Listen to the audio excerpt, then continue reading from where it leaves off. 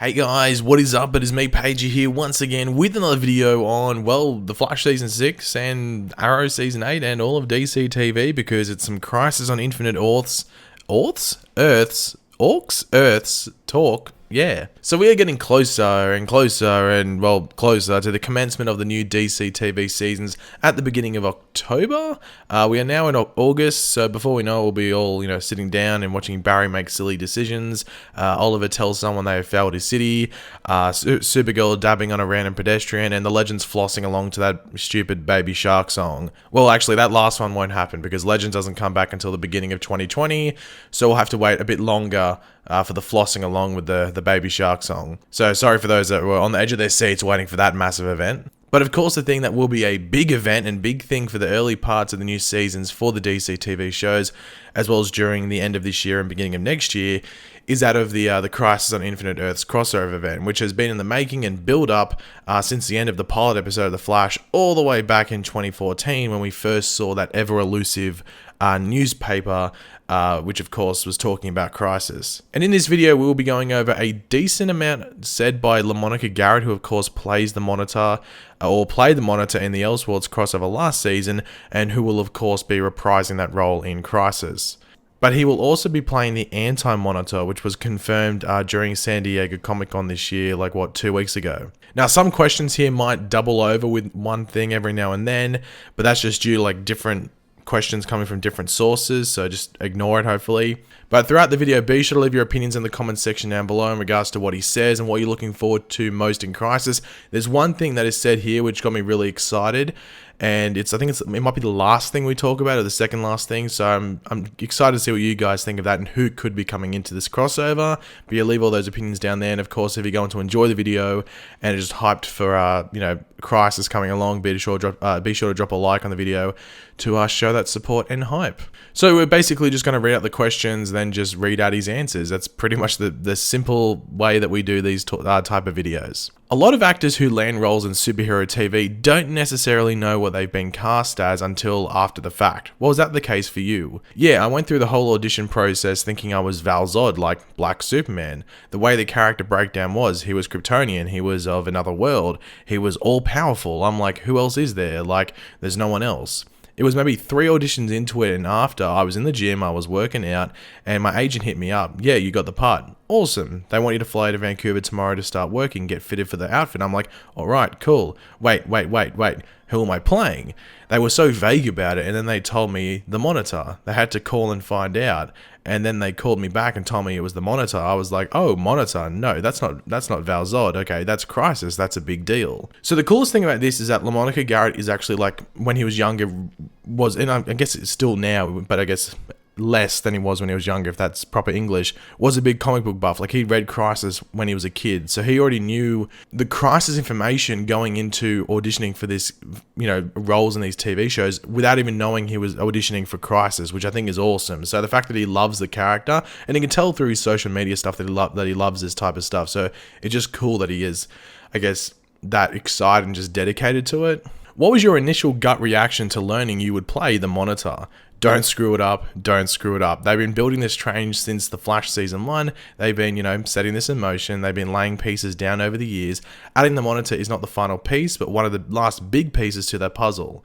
So in my head, I was just like, research, ask a ton of questions, research, read more, go back and reread Crisis, research, just putting myself in that world, and not just research with Crisis, but the Guardians like OR, Green Lantern, Anti-Monitor. That was their main nemesis, going throughout the comic book. So it was like, I just studied everything. But it was fun research because that's what you do anyway, you read comic books. When you were announced for the role, we knew you would appear in Elseworlds. Did they let you know that this was going to transition into Crisis on Infinite Earths the following year? Absolutely not. I didn't know until the end of Supergirl when they flashed it on the screen just like everybody else. So my phone started ringing and I cried out, how did they keep this from me the whole time? That's a big deal, but it was fun. As a fan, I like being surprised because it's hard to keep stuff under the wraps. In today's television and film, everything gets leaked out. So it's fun when you're watching something and you just totally get blindsided and not see it coming. That's what Crisis was at the end of Supergirl when it came on. And that's actually awesome that he was in the same mindset, or just he had the same reaction as all of us, because I'm pretty sure none of us were really expecting Crisis to flash up on screen. I think when they cast certain characters, we were expecting it. like eventually to happen, but when it flashed on screen, I don't think any of us were expecting them to tease us there and then for it. So it was cool that LaMonica Garrett was in that same mind frame as us, which is just awesome. Will the Monitor get in on the action during Crisis on Infinite Earths? It would be nice to see him get in on the action. You know, they're following the comics, they're trying to do it. It's hard to adapt everything, you know, from the page right to the screen, but they've been pretty spot on. And the Monitor never really got his hands dirty in the comic books. You know me, the actor wants to just put my hands on somebody and then mix it up. But that's not really what the Monitor does. He's more psychological. He outthinks everyone. He's playing chess when everyone's playing checkers, but it'd be nice. I really have no idea, just like I found out that Crisis was coming at the end of Supergirl on TV. As I go, like when I get the scripts, I'm reading them as a fan first because they're like issues, you know, they're like new comic books coming out. That's how I read them. I found out new information just from reading each issue, like, oh wow, oh okay, oh we're doing that, nice. I really don't know, but time will tell. I think that's the fun part, just to see it all play out. A few weeks ago, executive producer Mark Guggenheim revealed work had begun on the crossover. Have they told you anything about it yet? Every time the Monitor, you see him on screen, his presence lends itself to the Crisis. So yeah, he's not just coming to play Taboo Night, you know. Each show has their own thing going on, their own villains to catch, their own stories to get through, their personal battles. But when the Monitor shows up, it's more of a crisis moment. So I've been working. Whenever he's working, it's a crisis moment.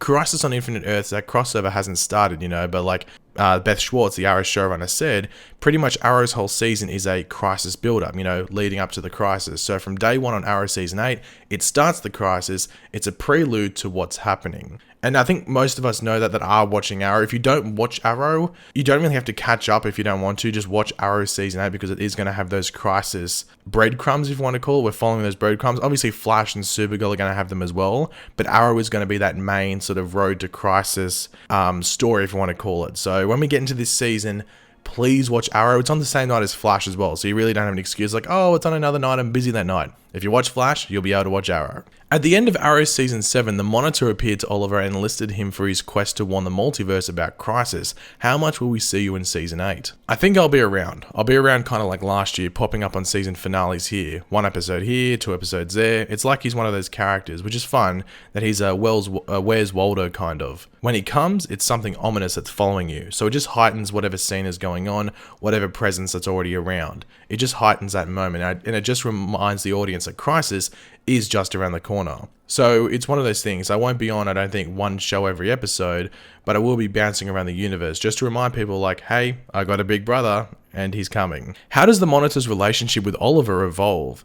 I think they're still at a stage, the rest of the superheroes included, they're trying to figure out if they can trust this guy because he comes in, you know, he's not doing the best intentions as far as the audience is seeing, but that was him in the comic book as well. He was an arms dealer to villains. He was doing bad things for a greater good, but you didn't know that at the time. So I think they're just trying to figure out if they could, you know, trust this guy. He says, come with me and we'll do this. I'm just some guy that shows up in your living room, but they've seen how powerful he is, so you got to roll with it. Can you tease what you're most excited for fans to see from the Monitor? I think just the Crisis in general, like the way it's playing out. They've been dropping breadcrumbs for years now, and just all this playing out, and to add in Arrow's last season, it's just a lot going on right now. It's just a fun time to be a part of the Arrowverse. What was it like to encounter iconic characters like Green Arrow, The Flash, Supergirl, and Lex Luthor? Is there anyone in particular you're excited to work with? All of them, really. That was an intimidating scene last year for the fanboy and me, and me, the actor. There was a standoff with The Flash, Supergirl, and Arrow in Elseworlds last year. The kid in me was facing these legends I grew up reading about and was like, wow. The kid in me was on the sideline eating popcorn, just like, this is going to be crazy, this is madness, and that was just one of those moments. But every time I worked with these guys, just like seeing what it is on their chest, that what they represent, and just being into comic books my whole life, I have fanboy moments at work all the time. Brandon Routh will reprise his role as Superman for Crisis. How excited are you for that? That's coming from the film like that. It's just big, and I think that with Crisis 2, there's so many ways they can go with it. There's so many people they can grab from the history of DCTV and now film that, who knows, I think the closer we get to it, names are going to be popping in, different actors from back in the day, and it's just a who's who of who's going to be in Crisis, and I'm looking forward to it as well. But, you know, working with him is going to be awesome. So just quickly on this, we have one more little quote from the interviews after this, but one, you know, let's just jump into who could possibly also be coming into Crisis. Now, obviously, he does say like the history of DCTV specifically, but he does throw back to, you know, possibly films. I think films would be a big one. Like, I think the only reason you're going to get a Brandon Routh Superman is because Brandon Routh is in the DCTV universe at this current time. He plays Ray Palmer, obviously, on Legends. I think your biggest chances of people coming back are like Terry Hatcher and Dean Cain, who obviously played Lois and Clark in the 90s show. Characters from Smallville, whether it is Tom Welling, Justin Hartley, or anyone down that sort of route with Smallville. Michael Rosenbaum would be one that I think a lot of people would love to see, and he's obviously got connections with people currently in the Arrowverse, so that's a big chance at happening. And another show that I haven't seen many people talk about in regards to possibly these characters coming back, or the actors then playing other characters, is Birds of Prey. The show from, I think, 2000 and something, or was the end? I think it was 2000 and something. I don't think it was the end of the 90s. I think it was 2000 and something. Because Rachel Skarsten, I think that's the actress's name. She's in Batwoman. She's playing the season 1 villain for Batwoman. But she was actually Black Canary, or Dinah Lance in the Birds of Prey show back in the day. So she could come in and maybe play another Earth's Black Canary, and maybe they could get the Barbara Gordon from that show, the Batgirl, who eventually was Oracle on that show, and even the Huntress from that show. They could get those actresses back if they wanted to. So Birds of Prey is another show to keep in mind. But I think Smallville is probably the more likely, or the most likely show to have people coming back from it to be in this big crossover. And then the final thing from this bunch of questions from interviews is, you can't have the Monitor without the Anti-Monitor. What can you tell me about him? As a fan, I know all about that. He's the biggest of the bads. He's that guy. And if he does make an appearance in Crisis, I think that'll shut the internet down as a fan. Like, that's just the Anti-Monitor. That's what it's all about. We'll see, you know if it's coming, but I'm looking forward to it.